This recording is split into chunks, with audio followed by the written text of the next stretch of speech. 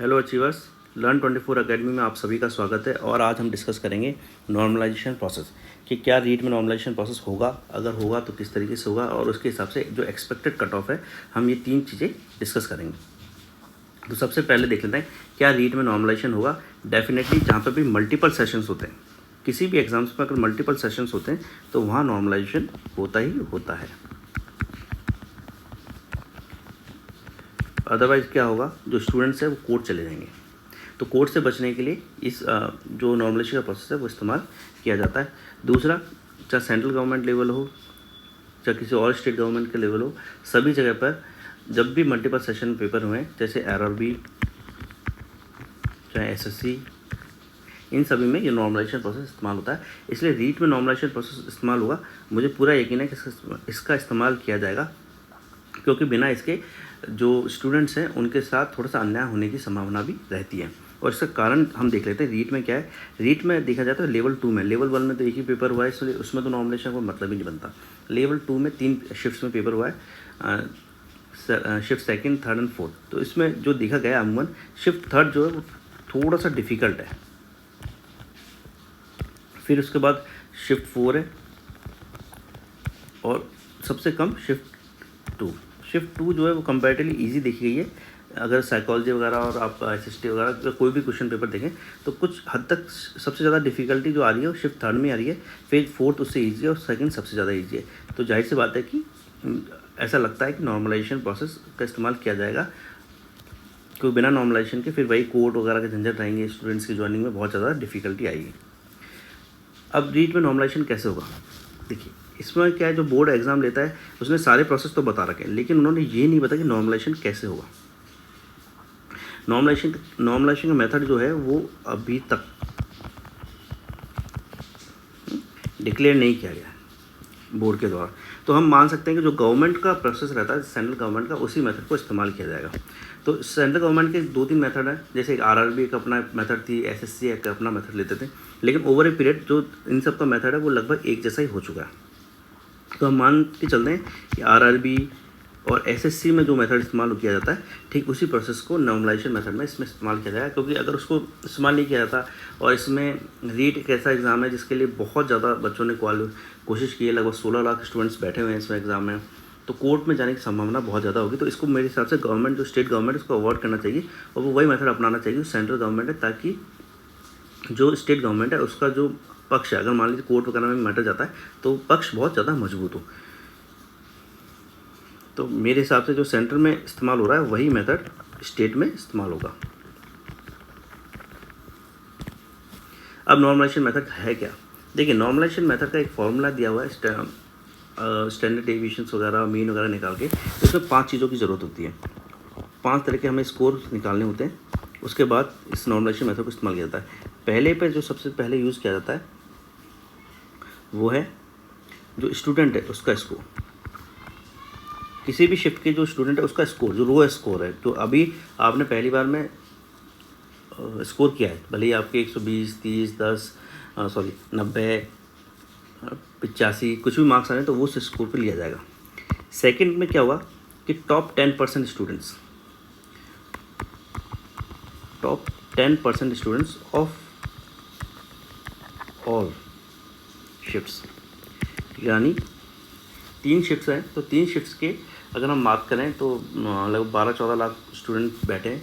तो जो 10% student, 1,20,000 student, हम मोटा मोटा ले लेते हैं, हम पूरा ही ले लेते हैं। मान लीजिए 16 लाख स्टूडेंट्स हैं, ये मान के चलते हैं 16 लाख स्टूडेंट्स हैं, तो 10% हम ले लेते हैं 1,60,000।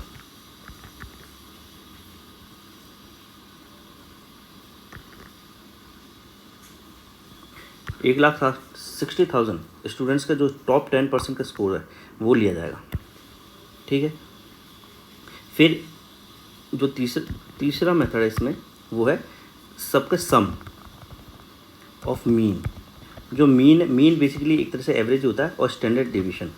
तो ये स्टैंडर्ड डेविएशन निकालने का एक तरीका होता है, ये थोड़ा ज़्यादा कॉम्प्लिकेटेड हो जाएगा। आप बस इतना समझ लीजिए कि मीन और स्टैंडर्ड डेविएशन को जोड़ा जाएगा, और इन 1,60,000 स्टूडेंट्स का उस जोड़ को निकाला जाएगा। अब उस जोड़ को निकालने से क्या होगा, देखिए हमने पहले देख लेते हैं। पहला स्टूडेंट स्कोर हो गया, ये थोड़ा इजी के लिए स्कोर। सेकंड हो गया एवरेज ऑफ टॉप 10%, 10% स्कोर। तीसरा है sum of mean and standard deviation.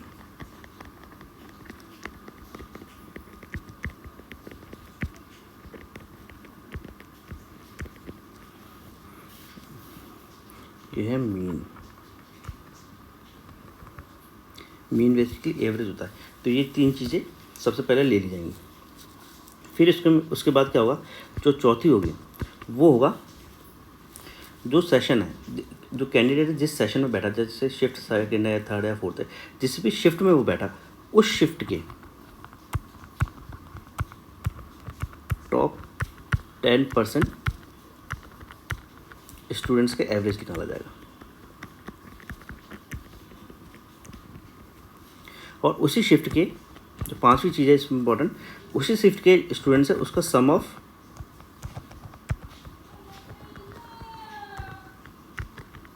N standard deviation. तो पांच चीज़ें निकाल जाएंगी। पहला स्टूडेंट का स्कोर, फिर जितने भी शिफ्ट है सेकंड थर्ड फोर्थ उस सबके टॉप 10% स्टूडेंट्स का स्कोर, फिर sum of mean and standard deviation जो क्या कहते हैं टॉप 10%, ये भी टॉप 10% का ही है ना। जो मीन मतलब एवरेज और स्टैंडर्ड डेविएशन का एक जोड़ निकाला जाएगा। फिर कैंडिडेट जिस शिफ्ट में बैठा है उस शिफ्ट के टॉप 10% स्टूडेंट्स का स्कोर, जैसे मान लीजिए एक शिफ्ट में 4 लाख स्टूडेंट बैठे हैं या 5 लाख बैठे हैं तो 50,000 का स्कोर। फिर उसी शिफ्ट में जो कैंडिडेट्स बैठे हैं उनका मीन और स्टैंडर्ड डेविएशन का जोड़ निकाला जाएगा। अब उसको एक फार्मूला में रख दिया जाएगा और उस फार्मूला से जो फाइनल कैलकुलेशन है वो निकाली जाएगी। ये कैसे निकलेगा देखो मैं बता देता हूँ आपको। इसमें निकाला जाएगा, सबसे पहले लेंगे नॉर्मलाइज्ड स्कोर का फॉर्मूला। ये है नॉर्मलाइज्ड स्कोर, यानी जब नॉर्मलाइज होकर आ जाएगा तो score of candidate is equal to average top 10% of all session. जो टॉप 10% स्टूडेंट्स हैं,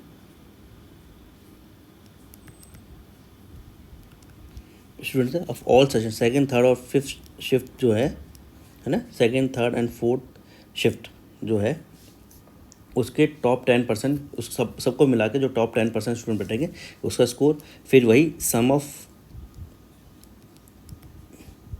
mean and standard deviation of top 10% of all session, यानी सभी सेशन में फिर से वही जो टॉप 10% का एवरेज स्कोर और टॉप 10% का मीन और स्टैंडर्ड डेविएशन का एवरेज स्कोर। फिर जो कैंडिडेट है उस शिफ्ट के 10% स्टूडेंट्स का एवरेज, इसमें जो है ये शिफ्ट का है याद रखिए, और ये सभी सेशंस का है, सेकंड थर्ड फोर्थ ये सभी सेशन का है। ये सिर्फ शिफ्ट का है। इसमें again minus sum of mean and standard deviation of top 10% of the shift. ठीक, इसके बाद क्या होगा, इसके बाद इसको मल्टीप्लाई किया जाएगा। ये पूरा ब्रैकेट एक समझ लीजिए, ये ब्रैकेट में रहेगा, फिर इसको मल्टीप्लाई किया जाएगा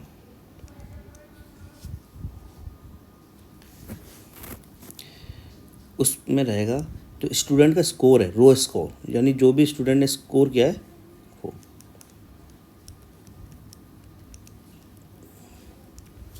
minus sum of the mean marks and standard deviation of shift. तो ये वाला जो चीज़ है वो यहीं पर लग जाएगी वापस, sum of mean and standard deviation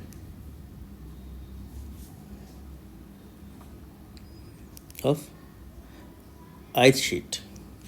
इसमें एक डिफरेंस रहेगा, यहाँ पर क्या करा है उन्होंने 10% लिया है ऊपर, लेकिन यहाँ पर सबका sum of mean and standard deviation of the shift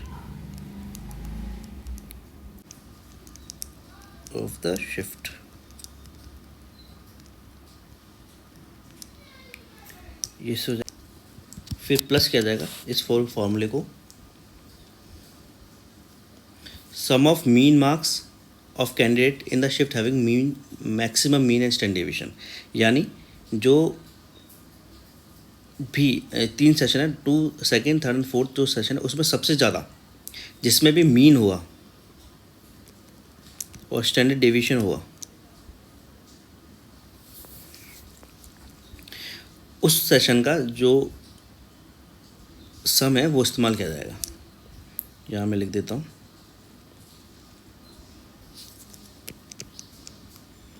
some of mean marks and standard deviation which of कोई सा भी सेशन जिसमें सबसे ज़्यादा हाईएस्ट हो, यानी हाईएस्ट सेशन का।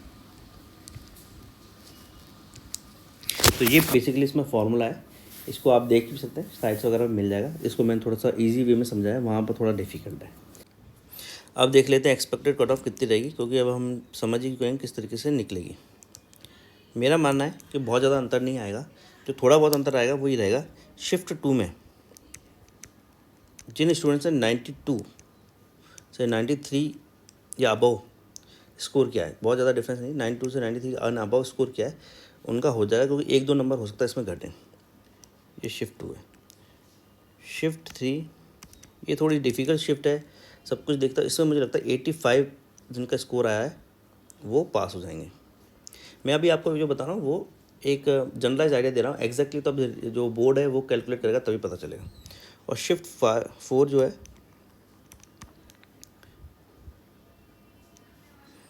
उसमें मेरे हिसाब से 91 का जिसका स्कोर रहेगा वो हो जाएगा, कोई बहुत ज़्यादा अंतर नहीं। शिफ्ट 4 में 91, शिफ्ट 2 में 1 से 2 नंबर का अंतर ज़्यादा सकता है, 92 93। शिफ्ट 3 थोड़ा डिफिकल्ट रहा है इसलिए 85। तो इसके जो स्कोर है मेरे हिसाब से सेफ़ है, क्योंकि शिफ्ट 3 के जो नंबर्स हैं जो स्टूडेंट्स हैं उनके नंबर बढ़ेंगे, बाकी शिफ्ट 2 और 4 के जो स्टूडेंट्स हैं उनके नंबर घटेंगे। और फाइनल तो हम तभी पता चलेगा जब रिज़ल्ट निकलेगा। Thank you.